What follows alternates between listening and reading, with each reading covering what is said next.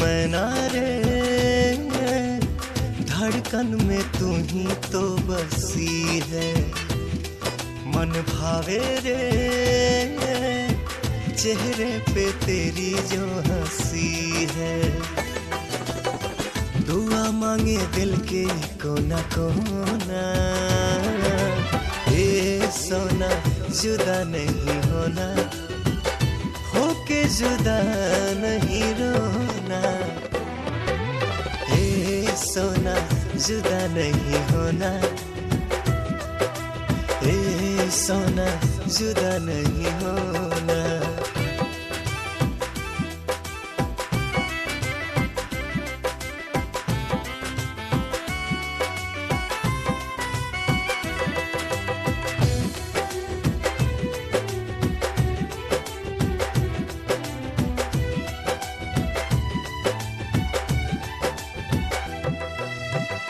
सपना में आके जान मुस्का के कहलू दीवाना, पलकें झुका के। चंदा बिन चकोर जैसे रहना पाई, उसे ही दो दिल दूरी सहना पाई। सांवली सलोनी तू सलोना,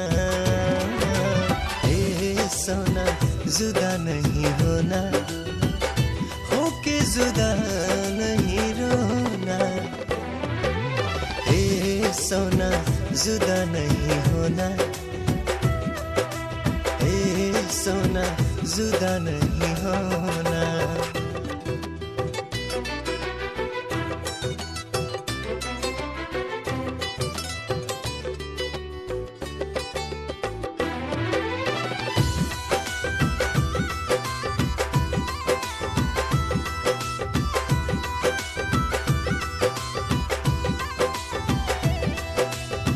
साथ नहीं टूटे, हाथ नहीं छूटे, रब रूठ जाए जान नहीं रूठे।